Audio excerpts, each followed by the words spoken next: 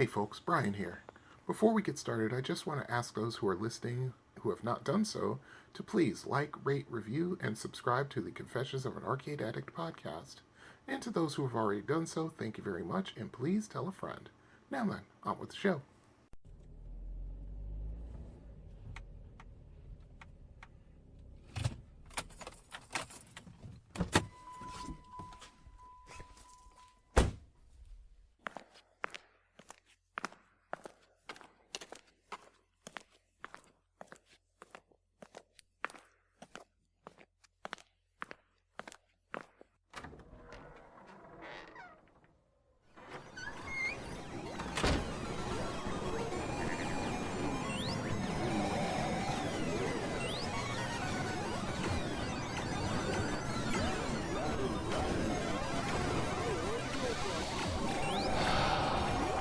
I'm home.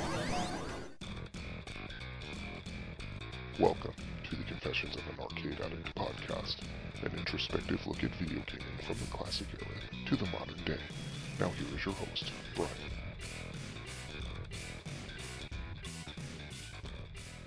Hey folks, what's going on out there? Brian here, and this is episode number 26 of the Confessions of an Arcade Addict podcast. Not too much going on since I recorded episode 25. The COVID pandemic is still ongoing, although things are slowly starting to warm up and open up, I should say. It's going to be in stages, at least as far as how things are going here in the state of Michigan, and I think it'll be probably midsummer to late summer before everything is back up and running, with, of course, social distancing being foremost in everybody's mind. The curve has flattened quite a bit, but we are nowhere near out of the woods yet. As far as I keep track of it, because I work a lot, so I don't watch the news, aside from the fact I don't want to fall into a depression.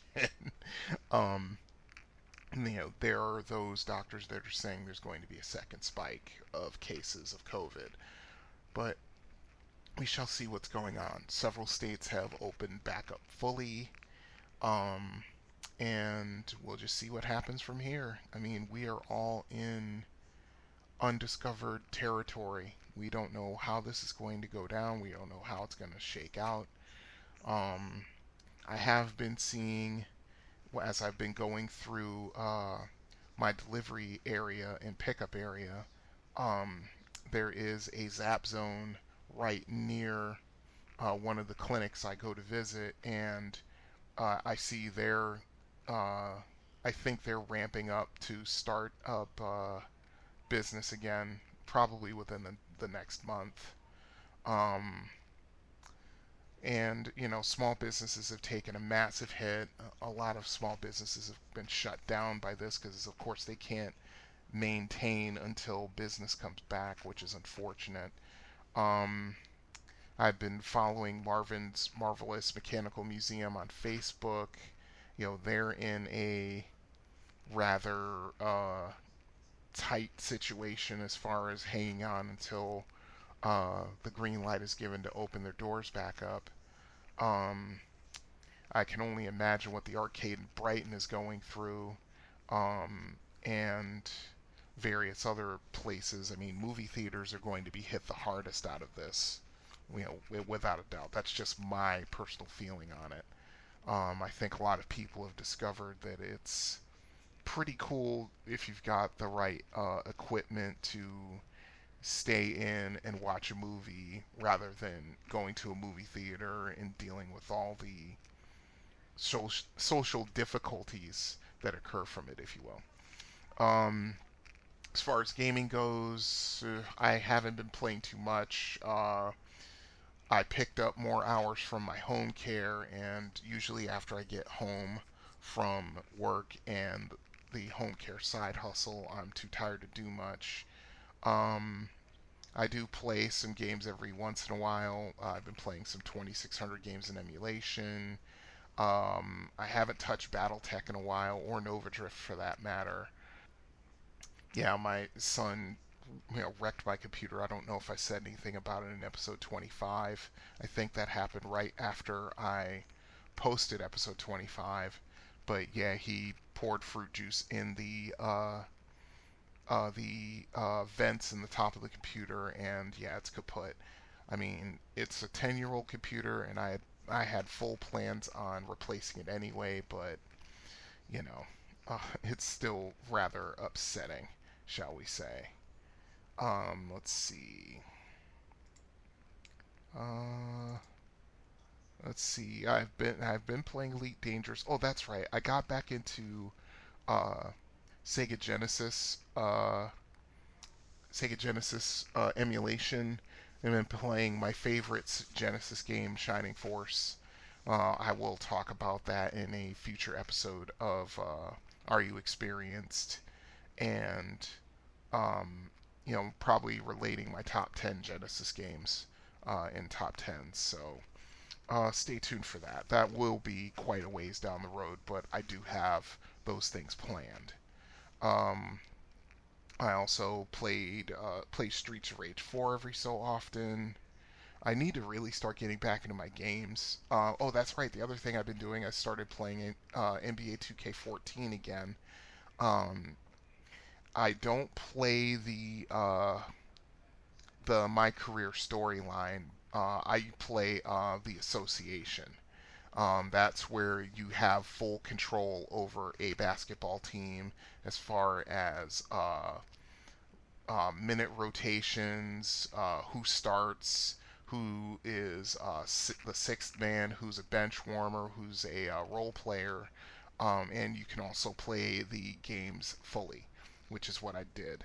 Um, and I've been playing that ever since I bought 2K14 a few years ago, and I'm just having fun, just playing that game. I love, like I've said, if you know anything about me, you know I love basketball video games. And, 2K, it's got its warts, but it's still a really good basketball game, especially the earlier ones. I watch Chris Smoove on YouTube. Runs, he posts videos of NBA 2K20, and I mean he's been doing 2K goodness since like what 2K10. I mean he's been doing this like 10 years. So hats off to him. I've been following him ever since the original Call of Duty Modern Warfare days because the dude's hilarious. But anyway, enough of that. I do have an email. Shock, surprise, and amazement. This is a new emailer to the show. This is from Dana, who I believe is male. He says, "Hey Brian, really like your shows. Just started listening to it about a week ago, and have been catching up on some past episodes." This email was sent on April 30th, and it's now May 22nd. So yeah, um, it's probably fully caught up by now. Was just wondering if you could talk about three of my favorite arcade games, those being Black Tiger, Alien Syndrome, and Kid Nicky. If you haven't played them, give them a shot. I would like to hear what other people think about my favorite games. Again, thanks for your podcast. I really enjoy it. Thank you for your email, Dana. I really appreciate it. Um, I'm trying to remember. I think it was the top 10 of 1988. I'm going to consult my notes here. Um, but I think I talked about Alien Syndrome and Kid Nicky. But it was only for a brief description as I do in my top tens. Um, I like Alien Syndrome, even though I think once again it's one of those games that even just in its design it kind of skews things towards the game. In the fact is that your character can only move in the cardinal uh, compass directions, up, down, left, right, and the diagonals, and the opponents can move much more than that. They can make turns and things like that, and you have to position and reposition your character in order to how should I put this? In order to attack it with your weapons. Um, Aside from that, yeah, I mean, I like Alien Syndrome a lot, as a matter of fact. Every once in a while I get the hankering to play it, and I do have it in emulation, so when I do play it, yeah, I'm all about it. Black Tiger, let's see. I never saw it very often. I'm trying to remember where I saw it. I think it might have been Milford Rec and maybe one other place. I think the News Corner had it for like a brief second. Black Tiger was is a game by Capcom. It was put out in 1987. It is basically uh, a platforming game with heavy role playing aspects to it. I mean, it's not a bad game to play. It's just I never really got into it because I hardly ever saw it. Let's see, Kid Nicky, I also talked about.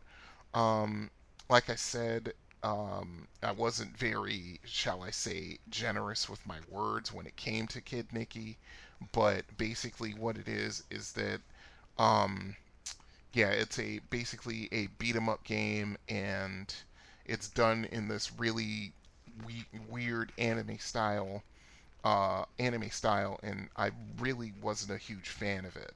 I think I played it for a little while. I was able to get like past like the second level or something like that, but it was just not all that great for me to deal with as far as a game, and there were other games that I'd much rather spend my money on.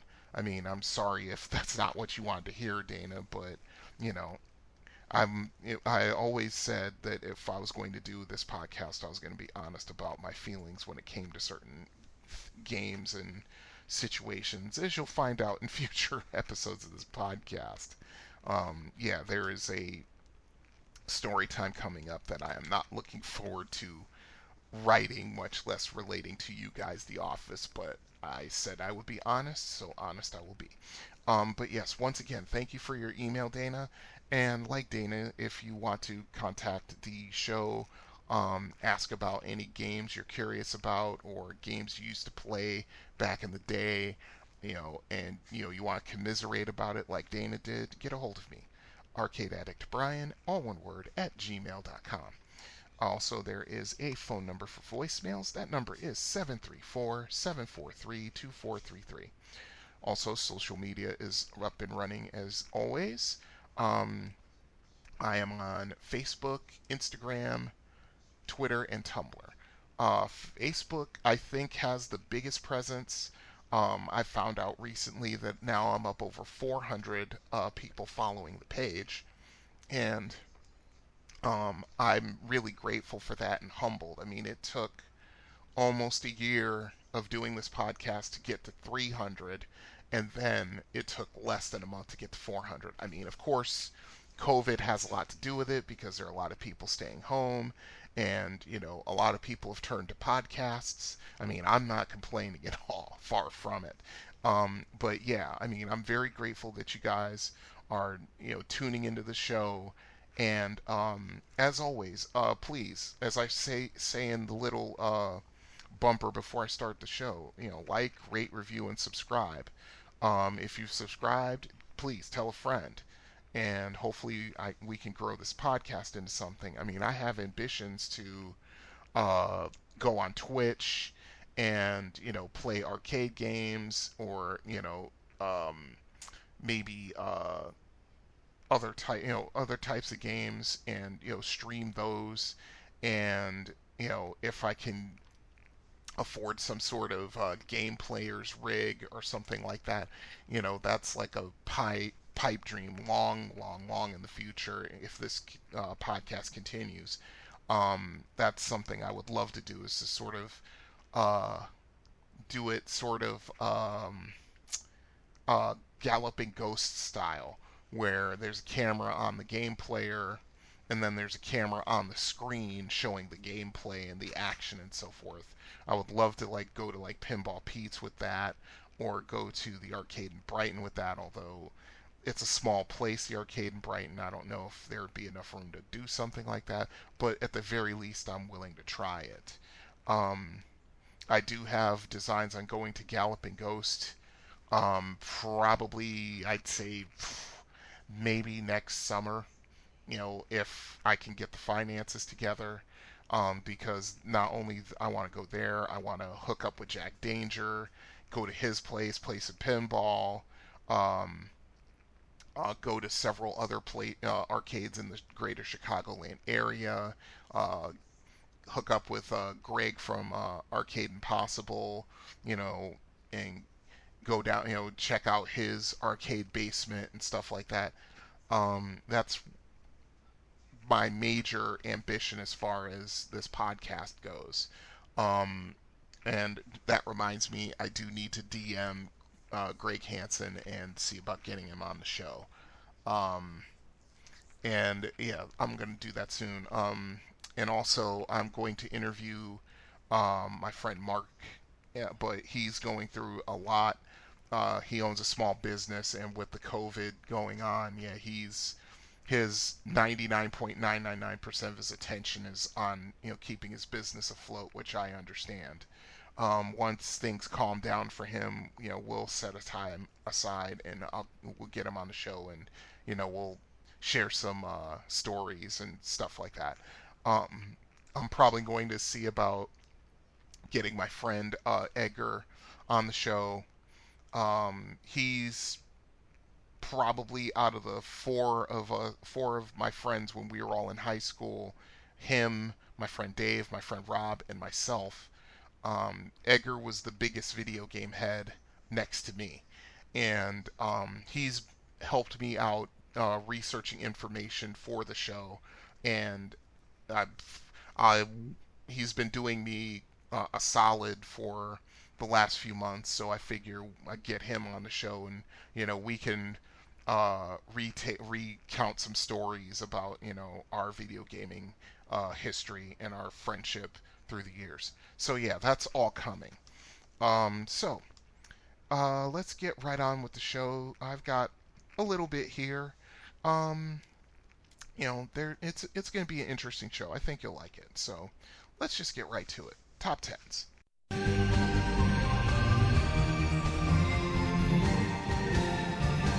Top tens. Arcade games of 1991. Okay, let's see. At this point, I am 22 years old. Um, I'm hanging out with a local band that went by the name of Shotgun Serenade. I'm taking guitar lessons from one of the guitar players in the band who I'm still friends with to this day. Um, yeah, he wouldn't listen to this podcast. It has nothing to interest him. I'm certain of it. But if just on the off chance, hey Bill, what's up?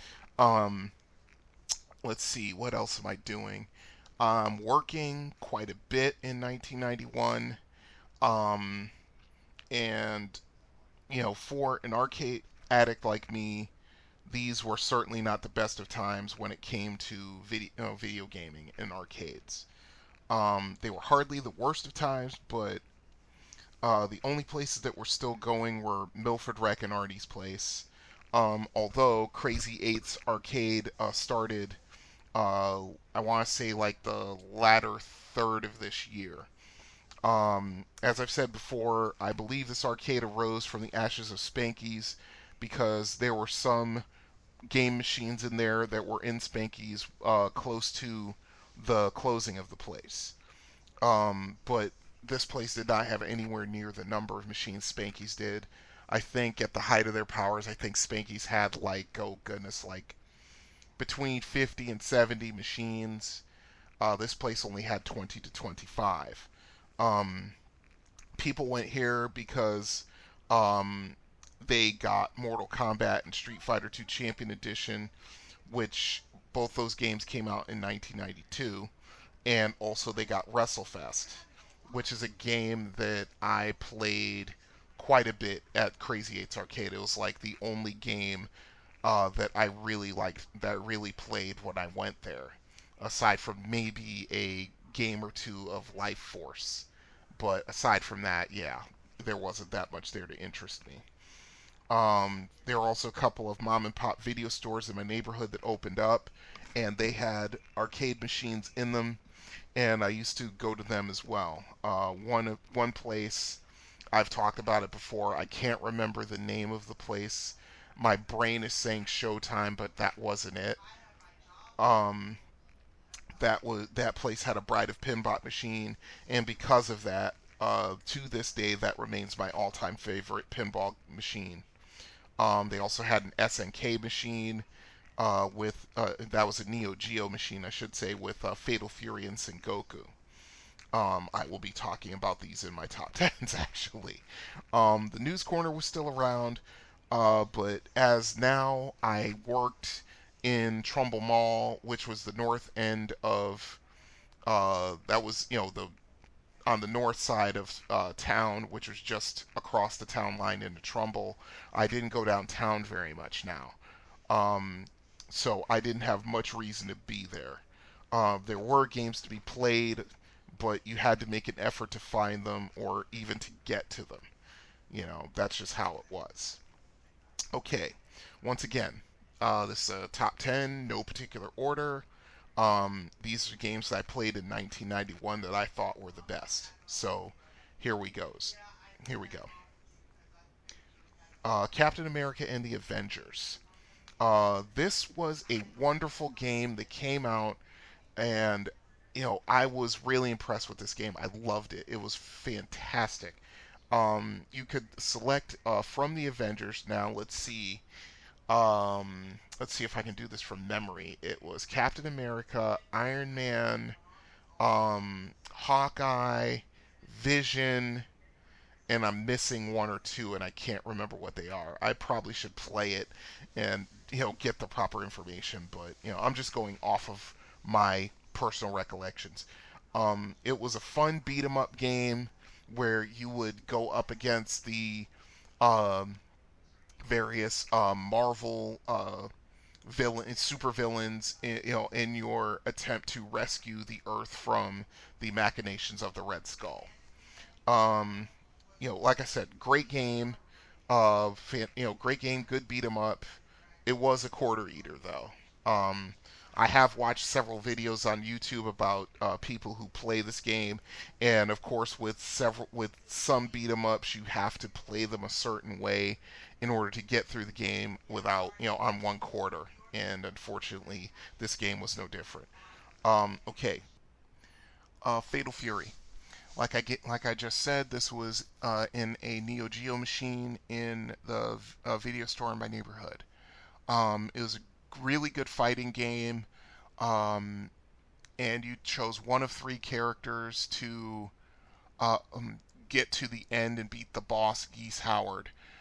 This game was different in the fact that you could either you or your opponent could move in and out of the background, and if in depending on your timing, it also helped when you attacked your opponent. Yeah, this was a really good game. I liked it a lot.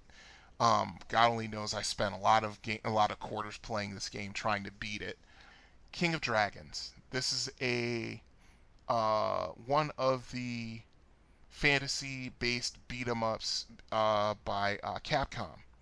This one was just like playing D&D. This one and its contemporary, also made by Capcom, called Knights of the Round, which I'll get to in a second. This one was much more D&D based because you had a fighter, a cleric, a wizard, and a thief. And I think that's how it was. I think you had the four basic classes. I mean, this is just like the progenitor to like Dungeons and Dragons, Tower of Doom, and Shadow over Mystara, which I will also talk about in future episodes. Um, but yeah, I mean, this one was just like playing D&D. Your character, after you beat the boss monster on every level, your character would level up, and you would have stronger attacks and much more effective magic and so forth and so on. I mean, it was considering it came out in 1991, it was really kind of basic, but it still was fun to play. I do have to say that. It was really nice. And that goes right into its more final fight based Knights of the Round. This was a fantastic beat 'em up. This one was based all on Arthurian legend.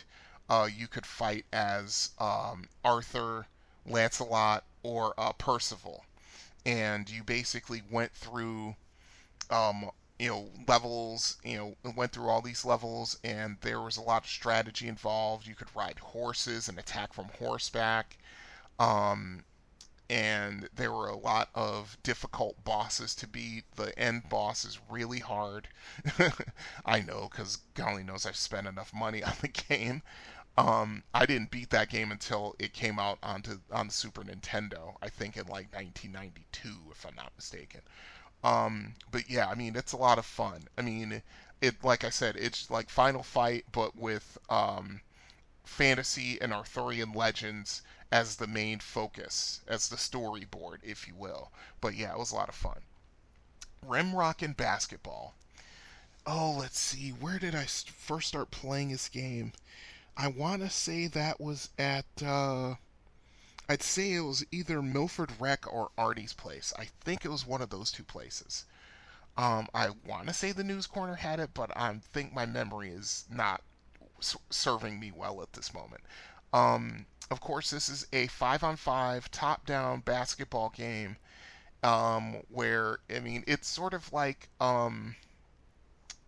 it's kind of like how Double Dribble was, but it was much the gameplay was much more fair, shall we say. I consider myself a master at Double Dribble, and yeah, I can say the gameplay was unfair because yeah, it was. Um, yeah, you took control of a basketball team and you just tried to beat the opposing basketball team. Nothing really all that special about it. There were dunks, but it was all in-game action. Every once in a while, if you made a really good play, it would give you like a still a still shot of your player either making a jump shot or dunking or something like that. Like I said, the gameplay was much more straight up, but yeah, it was still a lot of fun. I liked it a lot. I spent a lot of money on that game too. Yeah, without doubt. Sengoku. This was the other game on the Neo Geo machine at the video rental store that I used to frequent.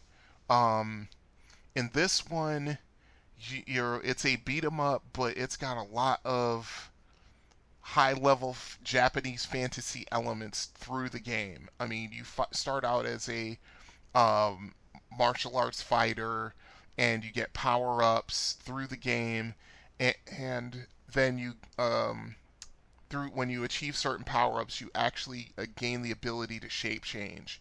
Let's see, I'm trying to remember. One is like a wolf. One is like a martial arts fighter, like a legendary one who like attacks faster and does more damage, I think. And there was another one that's escaping me right now. Um, but yeah, I mean, it was really an interesting game to play. Being an SNK game, it was hard, borderline unfair, but yeah, it's fun. I mean, I loved playing it, and I spent a lot of money on that game too. Let's see, The Simpsons. Um, I played this sparingly. I wasn't a really big fan of it, but it was every time I went to Milford Rec, because that's where it was. Everyone was playing it. I mean, The Simpsons was one of the hottest things on TV back in 1991, and it was just a fun game because it took elements from the varying episodes. I'm trying to remember how long were they on the air at that point. I think like 5 years, maybe six. I think. I think The Simpsons started in like 1986 or something like that. Um, but yeah, I mean, you could pick Bart. You could pick Bart, Homer, um, Marge, and I think yeah, you could take Lisa also. And the fun part is that you could do like these weird not combination, but these weird join up attacks. Like if you took like Bart and like Homer, you could actually I don't know how it was done, but you could join up and you could, do these weird attacks as you move across the screen and, take out your enemies and so forth. Um, like I said, this game never really caught my interest, but it deserves its place here because every time I saw it, it was very rarely empty. There was almost always someone playing it, sort of like how Teenage Mutant Ninja Turtles was, a couple of years ago. Street Fighter 2. Okay, what more can I say about this game? This game will be coming in Are You Experienced in a future episode. Um, I really shuddered. I don't really want to do a time for some strategy about it, even though I probably could, but the segment would probably take an hour for me to go through all of the fighters and all of the strategy and tactics. But um, this is the game that catapulted Capcom into the stratosphere and kept it there for a very long time. Um, of course, this was the sequel to Street Fighter, which came out in 1987, which was a terrible game. I said so when I reviewed the games of 1987. The um, game engine they used just wasn't good enough for a fighting game. It was really, really difficult. The timing you had to do with your attacks and your special attacks was just ridiculous. And they fixed almost all of that in Street Fighter 2. Um, it's you could pick Ryu, Ken, Chun Li, Zangief, E Honda, Blanca, or Dalsim.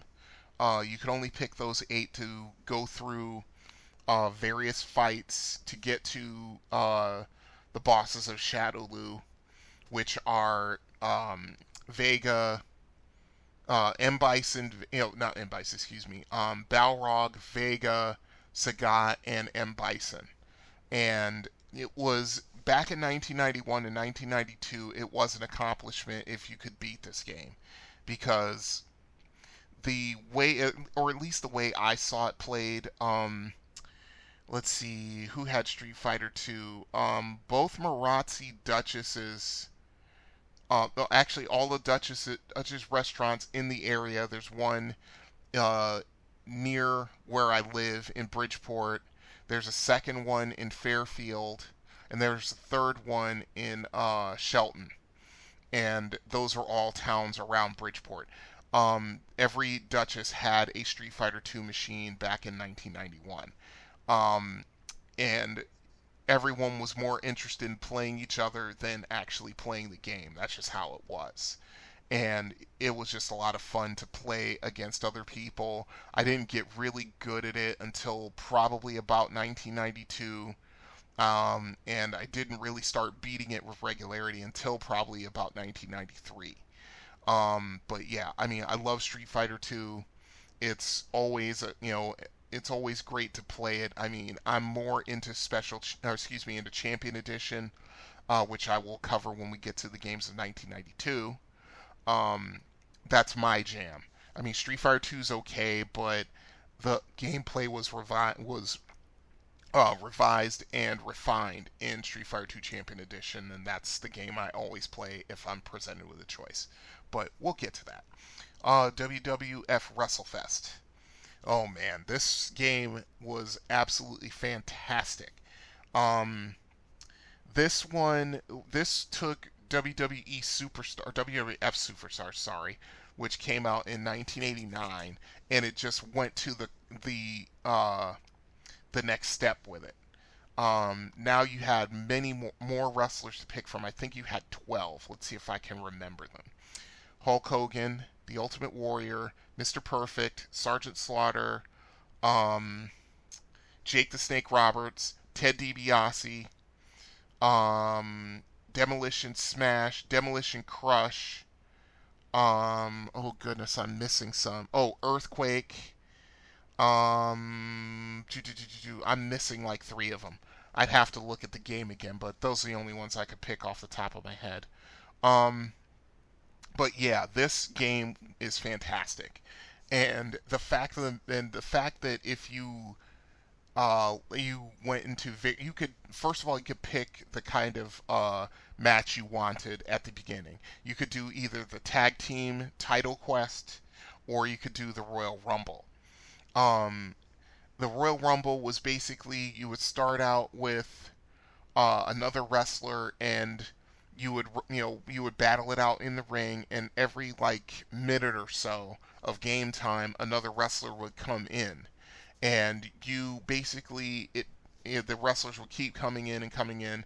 I think there was a maximum of 6 you could have in the ring at one time, and basically you wanted to inflict enough damage on your opponent to be able to eliminate them, throw them over the top rope, and be able to win the Royal Rumble match.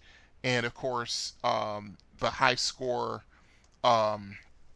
high score table was prevalent upon how many wrestlers you eliminated in the match. I'm trying to remember. I think the most I ever eliminated was like 10. I mean, 9 or 10 wrestlers. Either you could either do it by you could do it either by throwing them out of the ring or by pinfall.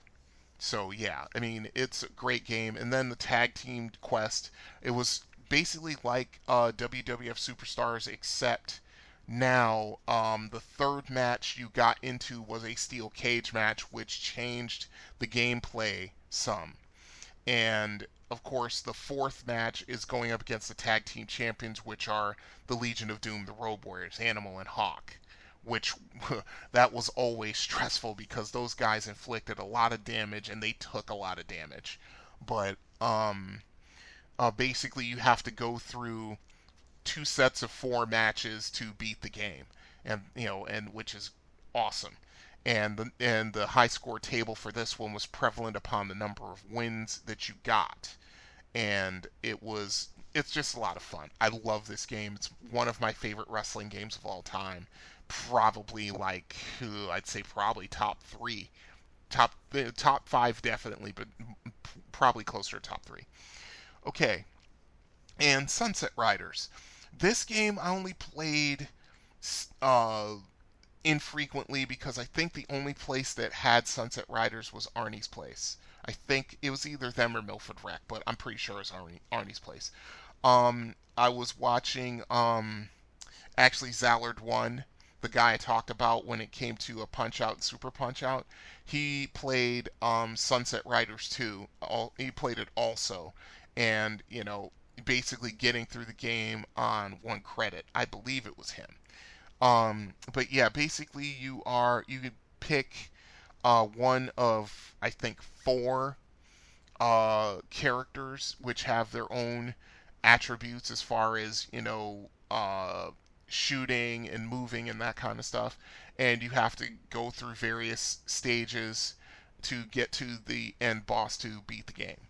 And it's just a lot of fun to play. It's a lot of fun. It's a fun game to watch too, because there's just a lot of interesting things going on the screen aside from the action. But yeah, Sunset Riders. Okay, honorable mentions. Captain Commando. I only played this game a couple of times, but I went more off of the fact that this game, I'm trying to remember where I saw it. I think the News Corner had it for a little while. I think Milford Rec had it for a little while.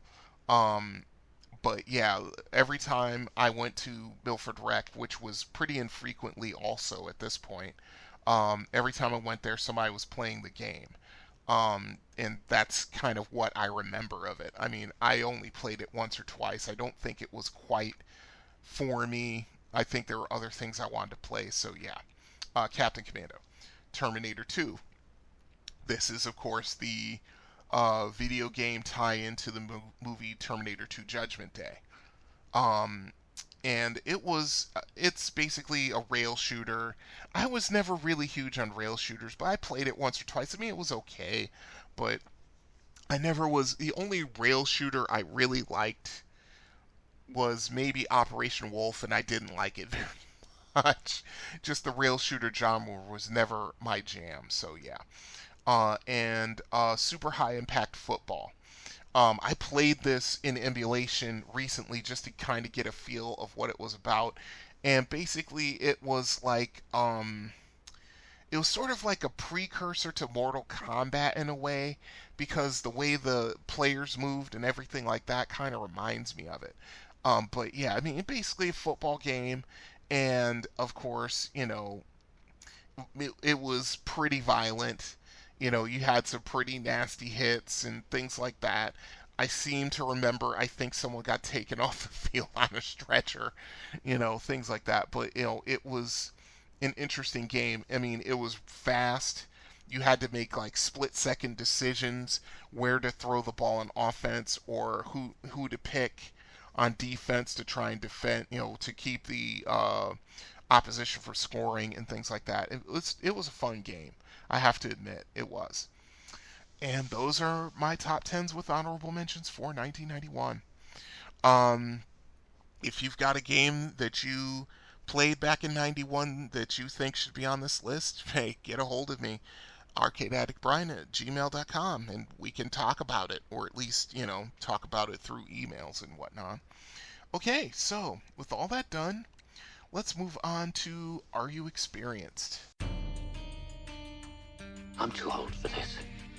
Hiding in front seats like a teenager. Hoppy, I think I'm getting too old for this stuff. I'm getting too old for this. Listen, you was born too old for this. I'm getting too old for this. I'm getting too old for this. Lying wet arse to my heather chasing other men's cattle. I'm getting too old for this sort of thing. Maybe we're getting too old for this. What do you think, huh? I'm not too old for this shit. I'm not too old for this shit. You will not. We're not too old for this shit. We're not too old for this shit. We're not too old for this. Say it like you believe. We're not too old for this shit. Yeah. We're not too old for this I'm not shit. gonna buy a hemorrhoid cushion. We're not too old for this shit. Are You Experienced? Stargate. Oh yeah, this game. I got a little bit to say about it, but let's do our due diligence first. Let's go to Wikipedia on this. Okay. Stargate, also known as Defender 2, is a horizontally scrolling shooter released in arcades in 1981 by Williams Electronics. Created by Eugene Jarvis and Larry DeMar, this is a sequel to Defender, which was released earlier in the year. I still maintain I saw Defender in 1980, not 81. But let's continue. It was the first of only 3 productions from VidKids, an independent development house formed by Jarvis and DeMar. This sequel adds new ships to the alien fleet, including firebombers, Yllabian space guppies, dynamos, Freds, big reds, munchies, and space hums. The Defender ship is now equipped with a inviso-cloaking device, which renders the ship invulnerable when activated, but has a limited charge. A Stargate transports the ship to any humanoid in trouble. There are 2 special stages, the Yllabian dogfight, first appearing at Wave 5 and recurring every 10 waves, and also the Firebomber Showdown, first appearing at Wave 10 and also recurring at every 10 waves. The Defender 2 name was used in some home releases due to legal issues. According to the bonus material for Midway Arcade Treasures, which I have, Williams wanted to quote, make sure they could own the trademark on the Defender name, end quote. The name Defender 2 has been used on many home ports and game compilation appearances, but not in arcades. The Atari 26 port was originally sold as Stargate, but was renamed to Defender 2 for a later re-release, which is true, because when Stargate first came out, I bought it. And then they did change it to Defender 2 years later. I do remember that. Let's see. The player flies a small spaceship above a scrolling mountainous landscape which wraps around, so flying constantly in one direction will eventually return to the starting point. The player's ship flies in front of the landscape and does not contact it. The terrain is inhabited by a small number of humanoids, 10 to be exact. Enemy ships fly overhead. The goal is to destroy enemies to prevent the humans from being captured. The player is armed with a beam-like weapon which can be fired rapidly in a long horizontal line ahead of the spaceship, and also has a limited supply of smart bombs which can destroy every enemy on the screen. The player also has a limited supply of inviso-cloaking energy which makes the ship invisible and able to destroy any ships that it comes in contact with. At the top of the screen is a mini-map which displays the positions of all aliens and humans on the landscape. Okay, there are 15 types of aliens. Okay, landers. The primary enemy on every level. Landers teleport into the level in staggered waves and attempt to capture humanoids by descending upon them and dragging them into the air. If they make it to the top of the screen with a human, the two fuse together into a more dangerous mutant. Landers can fire projectiles at the player. The mutant, which is a mutated lander. They home in on the player at constant speed, firing projectiles. They move erratically, making them difficult to shoot. Baiters.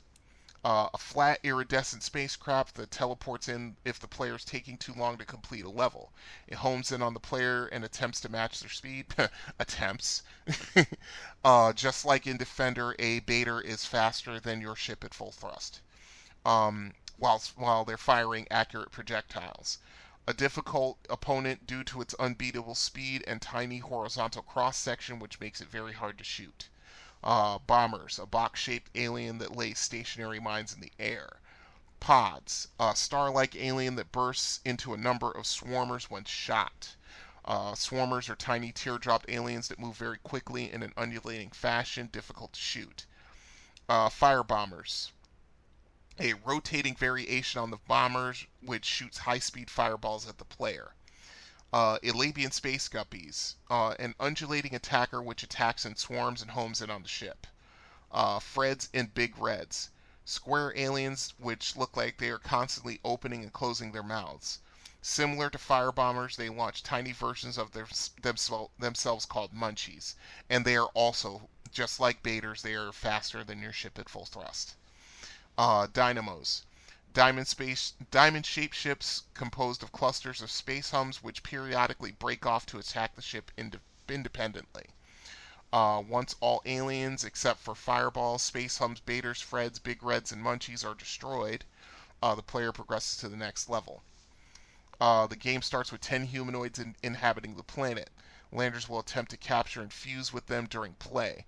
To rescue a humanoid from capture, the player must kill a lander holding it while it's in the air, causing the humanoid to drop.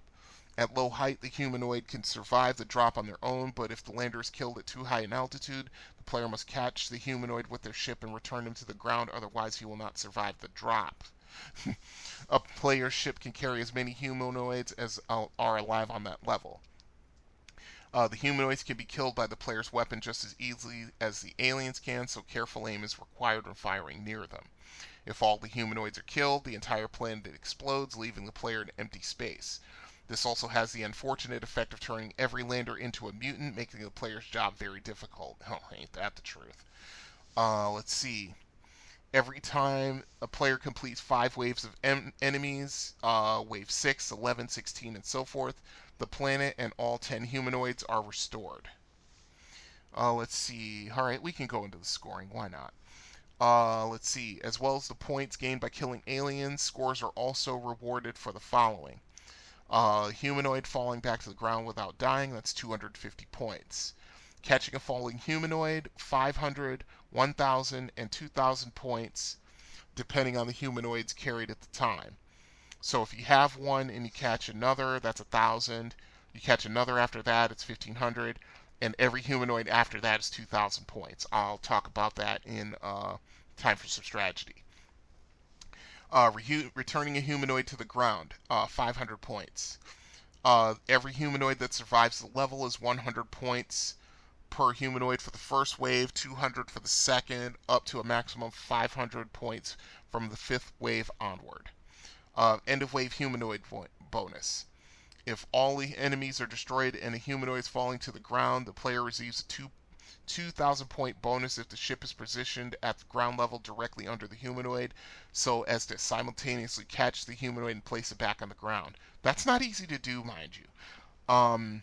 If the player simply catches the humanoid in midair while above the ground, the wave ends with the player only receiving the 500 points for catching the humanoid.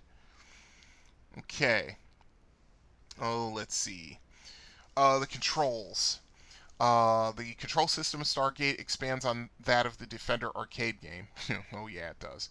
It has a joystick to move up and down, a reverse button to toggle the player's horizontal direction, a thrust button to move in that direction. There is also a fire button for shooting, a button to activate a smart bomb, a button to turn on the Inviso cloaking device, and a hyperspace button which teleports the player to a random position on the level at a risk of either exploding on rematerialization or materializing onto an enemy or enemy projectile. And, of course, the Stargate. A central feature of the game field is the Stargate itself, represented by a series of concentric rectangles. The operation of the Stargate depends on the current game conditions. If a lander is in the process of abducting a humanoid, flying into the Stargate will teleport the ship to where the humanoid is under attack. If more than one humanoid is being captured, the ship will be taken to the lander that is closest to the top of the screen. If a humanoid is being captured while a humanoid is falling to the ground, the ship will be taken to the humanoid that is falling to the ground. I did not know that. Wow, you learn something new every day. Otherwise, entering the Stargate will teleport the ship to the opposite side of the planet. If the ship is carrying at least 4 humanoids, entering the Stargate will warp the game ahead a number of levels. This allows more advanced players to skip the easier lower levels and get a great number of points, extra lives, smart bombs, and Inviso energy. Warping is only allowed in the first 10 levels and can be avoided if desired by flying into the Stargate in reverse so a player can continue on the current level. Okay, my experiences with this game, oh man, this game was the rage in 1981. Trumbull Mall Arcade, Spanky's, Milford Rec, Arnie's Place, the News Corner, even my local movie theater had this game at one point. Although it was really popular, it still wasn't quite as popular as Defender was. And the reason why is that I think that because the controls were more complex by adding the Inviso button, a virtual multitude of new enemies, and adding a layer of strategy with the Stargate as well, which I just talked about. Although I liked the game, I did not have as much fun playing it because I think I was getting overwhelmed sensorily by it, especially in the later stages. As I said in Wikipedia, there are 15 enemies to deal with now, and there were just some times where having a dozen or 3 enemies on the screen trying to kill you was a little bit much for a 12-year-old me. As I got older, I did get better at the game, although my highest score was over 200,000 points. I have to laugh at myself because there's a fully functional Stargate machine at the arcade in Brighton, and also there's one at Pinball Pete's, but every time I look at it, I get flashbacks. I mean, is it really possible that a video game can give you PTSD? I don't know. But yeah, those are my thoughts on Stargate. Yeah, every time I look at it, I swear to you, every time I look at it, I think, maybe I'll play a game of Stargate. Then I'm like, no, I won't. You have any thoughts about anything that I've talked about so far? Get a hold of me, arcadeaddictbrian@gmail.com. Okay, on to the last segment of the show, which is time for some Stragedy. I'll be damned. What happened? Combat tactics, Mr. Ryan. Oh, I never should have doubted you, boy. There's a plan in everything, kid. And I love it when a plan comes together. Hey, it's about time for me to employ a little strategy. Time for some Stragedy. Okay, these are my thoughts and my experiences. Not so much my experiences, but my thought on how to get good at the game. But just understand, this game, as difficult as Defender was, this is an order of magnitude harder, for the reasons I said in the previous segment. At its core, Stargate is pretty much like Defender, but it's faster, and there are a lot more enemies that are out to end you.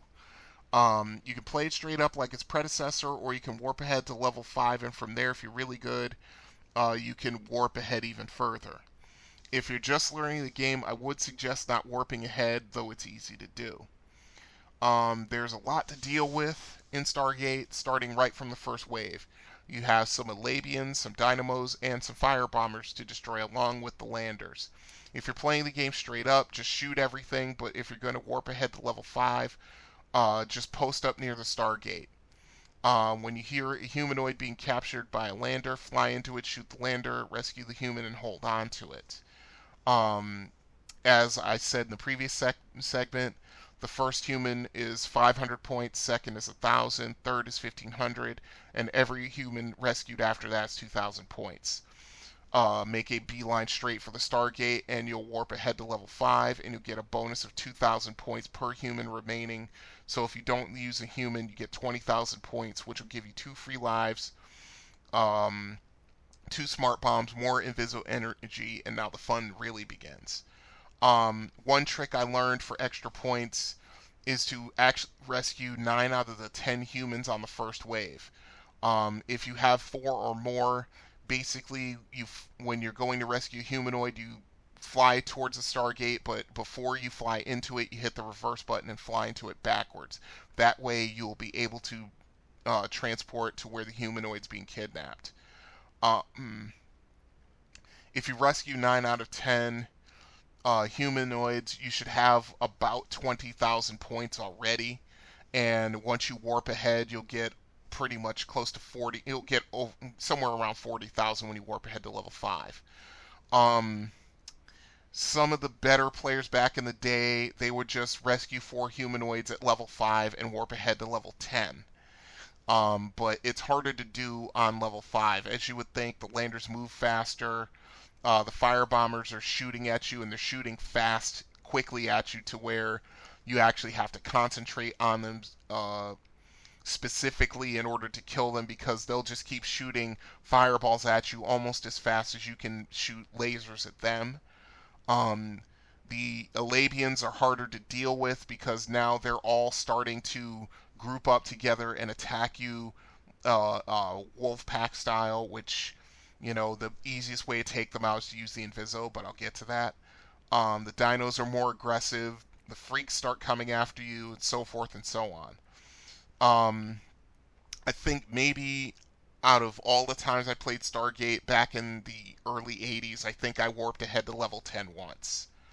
Almost every time I try it, you know, I would just get discouraged because I get shot down, or I wouldn't get to the humanoids fast enough, even with the Stargate, and yeah, it was just an exercise in frustration. Okay, the Yllabian dogfight and firebomber showdowns are on levels 5 and 10 respectively, and they're very hard to complete. In the dogfight, you go up against a lot of Yllabians. This is where your Inviso comes really in handy. I will discuss those tactics in a second.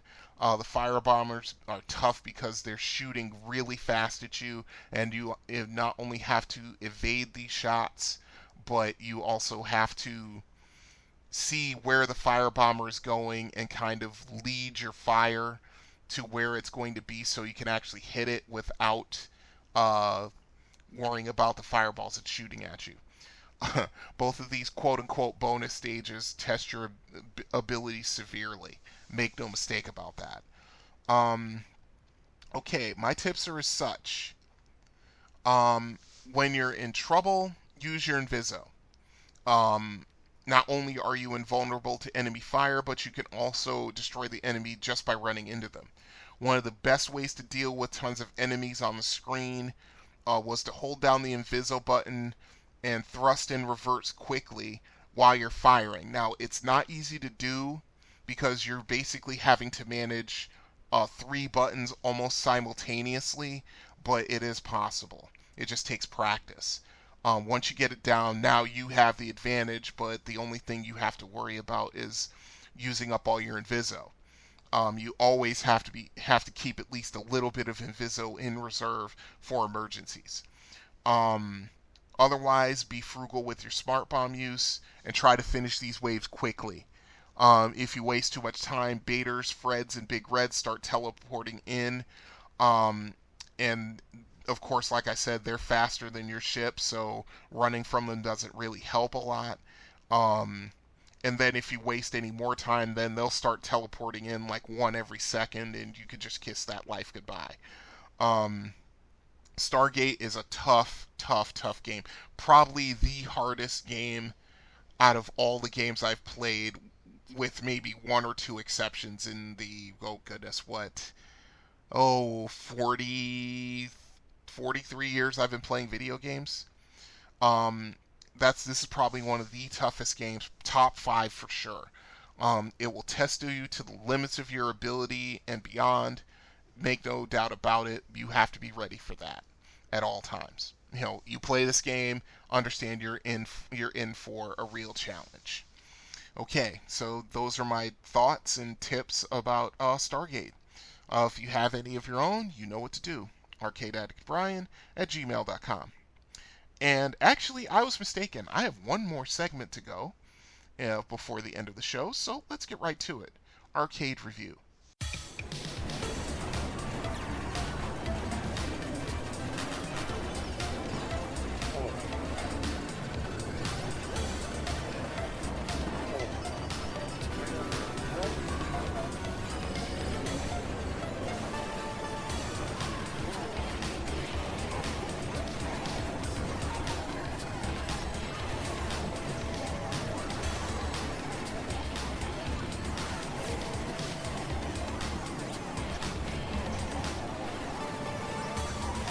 Arcade Review, the Fun Machine in Orlando, Florida. As I've said before, this is one of my more beloved arcades when I was living in Florida. When my roommate and I would make runs to this arcade, we almost always had a good time. We almost always left happy because we had a really good time in the place. Okay, so like with previous arcade reviews, this one gets the same treatment. It is rated on 5 criteria. Those criteria are location, selection, ambiance, functionality, and value. Each one is rated 1 to 10, with half points coming into play. And at the end of the review, I add all those numbers together, average them out by 5, and then we get a final score. So here we go. Okay, location 7.5. The company that ran these arcades had 2 locations in Orlando, Florida, and both of them were fairly easy to get to. One was on State Road 436 on the north side of town in Casselberry, just south of Apopka, and the second one was on State Road 50 on the west side of town in the Pine Hills area. Both these roads are major thoroughfares in the city of Orlando and could be reached by car or bus fairly easy. Selection 8.5. Both of these places had fantastic selections ranging widely from games I hadn't seen since the 70s all the way to the modern day, which was from 1993 to 1995. They also had tons of decent ticket games, although I never really liked ticket games very much. They served the younger kids who wanted to get something for their money, but they weren't overwhelmingly populated in either one of these arcades. I think the Pine Hills one had maybe like 4 skee-ball machines, and I think the one up in Casselberry had maybe like 2. I think that's how it was. Okay. Ambiance 7.5. I give this rating more for the Pine Hills location because they had a lot of things to draw the eye in that place. Like various art, back glasses, old-timey games, and things like that. The Casselberry was much more of a pure arcade with nowhere near as many accoutrements. But both of them, as soon as you walked in, if you were a video game player from the 70s and 80s, it was a trip back in time for sure. Functionality 8.0. There weren't a lot of games that were out of order or not working correctly that I can remember during my arcade runs with my roommate. But I do remember if there was a machine out of order, they just basically shut it off and put an out of order sign on them. I think it was a moderate length of time when the machine got fixed. I would say probably like maybe 2 weeks, maybe 3. but nothing longer than that. Okay, and value, I give that a 7. Both locations ran on tokens, and I thought they were interchangeable between locations, but seeing a picture from an attempted resurrection website using the Wayback Machine, they might not have been because they both had gold and silver tokens. I'll have to ask my roommate about that because I think she collected uh, arcade tokens, and I think she had a couple from the Fun Machine. I think I think I have like this half-formed memory where I think when I like put in like $5 to get a bunch of tokens, I think it spat out like both gold and silver tokens. So I may have been mistaken about that. Just for information's sake, I wrote this review several months ago, and just thinking about it, like a memory just popped into my head, and I think that both I think the tokens were exchangeable between the two places. Okay, so you add all that up together and divide it by 5, and the total score is 7.5. But definitely a good score. As I've said multiple times through various episodes, these arcades reignited my love for arcades and my arcade game addiction for sure. It was a sad day when both myself and my roommate, when we found out the company had shut both these places down. It really sucked. We were really upset about that. Walking into both these places was a direct callback to my childhood, especially the Pine Hills location, and the fact that both locations had games I hadn't seen since my childhood pushes the ratings even higher. By 1997 or 1998, most of the arcades that weren't on Disney property had shut down, with a couple of exceptions on International Drive, which for me turned Orlando into what most of the residents called the city at the time, Old Blando. Because, yeah, there was just a lot of boring things going on. I'll talk more about that when I do a rundown and review for the Church Street Station arcade. That's coming in a future episode. Stay tuned. Okay, so, yeah, that's all my thoughts and my review of the Fun Machine. If you lived in the Orlando area, used to go to the Fun Machine back in the day, hey, you know what to do. Hit me up, because I would love to know what you thought and what your experience were with these arcades. arcadeaddictbrian@gmail.com. Okay, so that's episode 26. I will try to get this out by next week, which would be the 29th or the 30th. And I'll post that, and I hope you guys enjoy it. So, until next time, this is Brian saying, have fun out there, good gaming once everything opens back up. And yeah, when we can all go to arcades and have some fun again. Stay safe out there. Au revoir. This has been the Confessions of an Arcade Addict podcast. All music has been provided by Kevin MacLeod. You can find his music at incompetech.com. You can contact the show by email at arcadeaddictbrian@gmail.com, or you can call and leave a voicemail at 734-743-2433. Until next time, you have been listening to the Confessions of an Arcade Addict podcast. See you then.